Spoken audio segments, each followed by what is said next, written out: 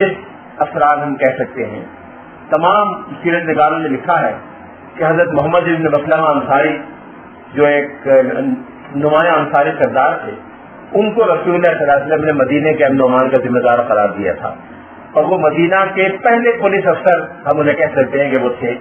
ان کے کارندے تھے جو شہر کے مختلف علاقوں میں، دیہاتوں میں، گاؤں میں جا کر امن و امان کا فریضہ انجام دیا کرتے تھے، اور خاص طور پر ان علاقوں میں امن و امان کا فریضہ انجام دیا کرتے تھے جہاں مسلمان آبادیاں زیادہ تھیں.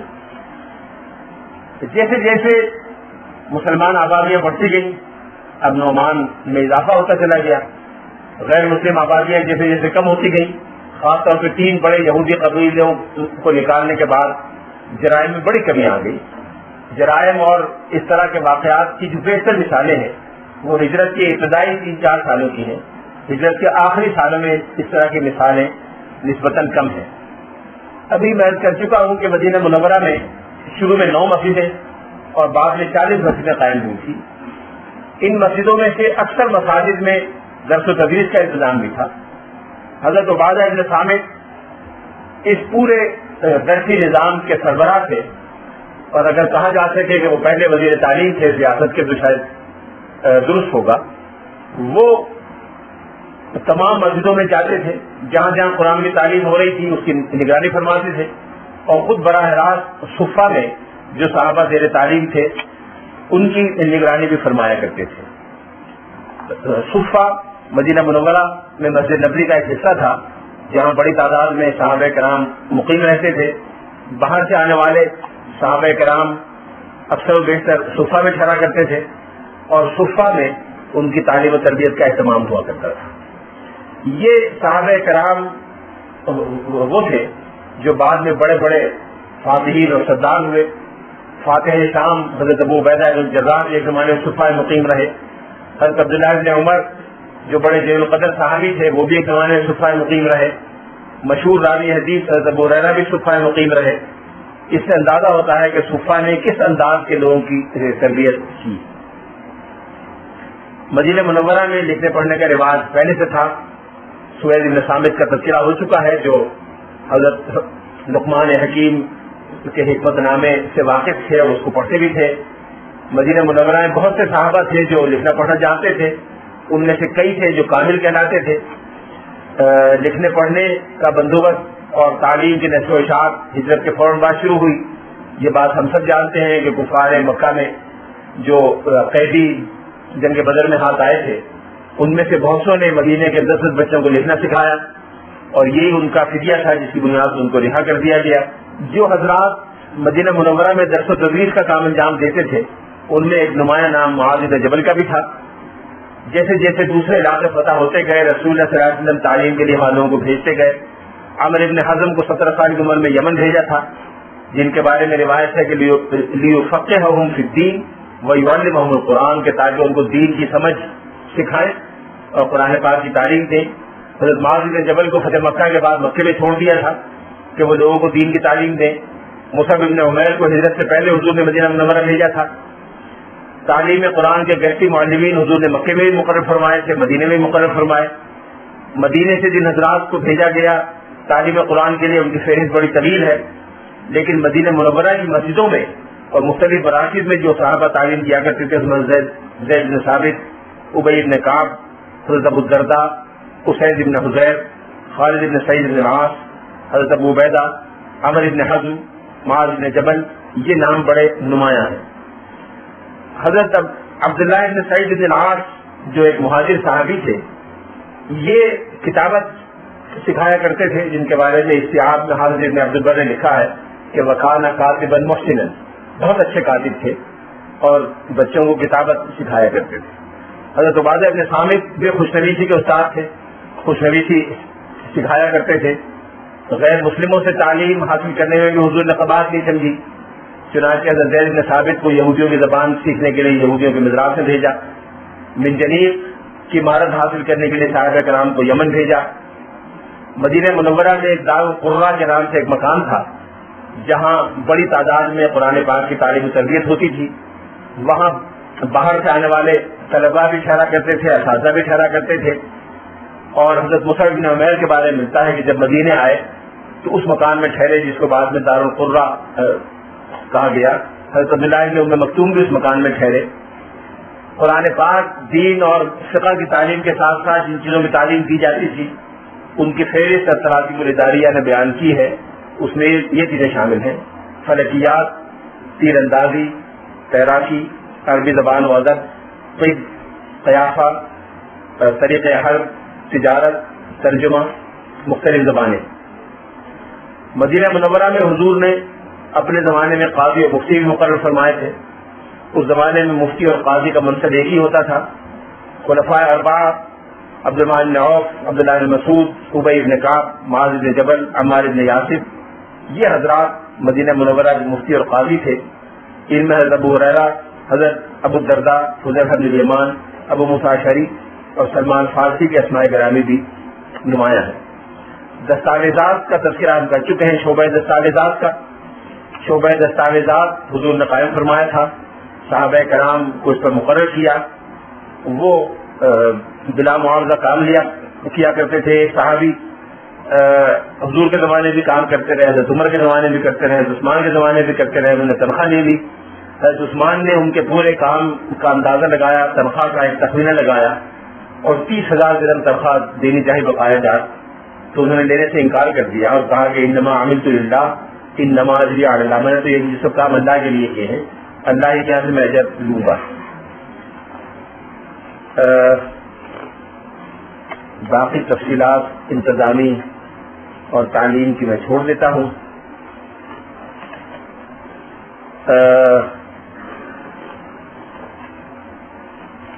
مدینہ منورہ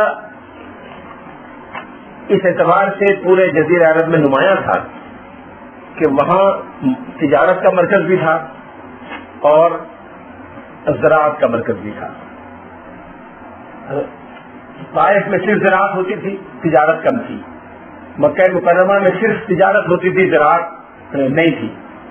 مدینہ منورہ ایسا تھا کہ جہاں تجارت بھی ہوتی تھی اور زراعت بھی ہوتی تھی. زراعت میں بہت باغات تھے، کھیت تھے، کھجوریں، انگور اور بہت سی دوسری پیداوار ہوا کرتی تھی. اس کی تفصیل میں ابھی عرض کرتا ہوں. تجارت بھی ہوتی تھی جس میں مسلمان بھی کچھ شریک تھے. زیادہ تجارت یہودیوں کے ہاتھ میں تھی. جب رسول اللہ صلی اللہ علیہ وسلم تشریف لائے تو آپ نے ایک ایک کر کے ان میں سے ہر چیز کا جائزہ لیا. ان میں سے جو چیز اسلام کے نقطہ نظر سے قابل قبول تھی یا غلط نہیں تھی اس کو حضور نے چلنے دیا، اس میں کوئی رکاوٹ پیدا نہیں فرمائی. یہ اسلام کی حکمت تشریح کا ایک بنیادی اصول ہے کہ معاملات اور تجارت کے ابواب میں اصل چیز یہ ہے کہ جو کاروبار لوگ کر رہے ہوں وہ جائز ہے، بشرطے کہ وہ شریعت کے کسی حکم سے متعارض نہ ہو. شریعت نے مثبت طور پر بعض احکام دیے. قرآن پاک کی سورہ بقرہ ہی میں جو ہجرت کے 1-2 سال بعد نازل ہوئی، بعض بنیادی احکام تجارت کے بارے میں دیے گئے اور یہ کہا گیا کہ تجارت وہ ہے جو آپس کی رضامندی سے ہو، جائز معاملات میں ہو، جس میں کسی کو دھوکہ نہ دیا گیا ہو، تراضی سے ہو اور ایک دوسرے کے طیب نفس سے ایک دوسرے کے مال کا تبادلہ کیا گیا ہو. جو تجارت ان ہدایات کے مطابق تھی وہ جائز قرار پائی. جو تجارت ان ہدایات کے خلاف تھی یا جس میں ان ہدایات کے خلاف ورزی کا امکان تھا وہ رسول اللہ صلی اللہ علیہ وسلم نے منع فرما دی. اس کے ساتھ ساتھ کچھ چیزیں منفی طور پر حضور نے واضح فرمائی کہ یہ چیزیں ناجائز ہیں اور تجارت سے، کاروبار سے ان کو ایک ایک کر کے ختم کر دیا جائے. اس لیے عرب میں جتنی رائج الوقت تجارت کی شکلیں تھیں ان میں سے ایک ایک کر کے کچھ چیزیں ناجائز قرار پائیں اور بہت سی چیزیں بدستور جائز رہیں. جزوی اصلاحات کے ساتھ ان کو جائز کر دیا گیا. جو چیزیں مدینہ منورہ کی بڑی بڑی پیداوار تھی ان میں سب سے زیادہ کھجور، جو، انگور، انجیر اور کچھ پھل جن میں انار اور کیلا بہت نمایاں ہیں، یہ کثرت سے پیدا ہوتے تھے. گندم پیدا ہوتا تھا لیکن تھوڑا تھا. عام طور پہ لوگوں کی غذا جو ہوا کرتی تھی. حضرت عائشہ صدیقہ کی جو مشہور روایت ہے کہ رسول اللہ صلی اللہ علیہ وسلم کے اہل خاندان نے کبھی مسلسل کئی دن گندم نہیں استعمال کیا. اس کی ایک بڑی وجہ یہ بھی تھی کہ گندم مدینہ منورہ کی بڑی پیداوار نہیں تھا، وہاں عام طور پہ جو پیدا ہوتا تھا. گندم کا بیشتر حصہ خیبر سے لایا جاتا تھا جو دور سے لانے کی وجہ سے مہنگا بھی تھا اور کم بھی تھا۔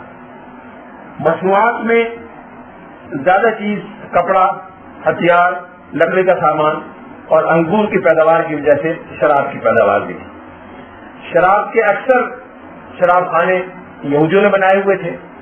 یہودی خود بھی شراب کا کاروبار کرتے تھے اور ان سے لے کر دوسرے قرب و جوار کے لوگ بھی شراب کا کاروبار کیا کرتے تھے۔ جب شراب حرام قرار پائی تو مہاجرین اور انصار دونوں میں سے سب نے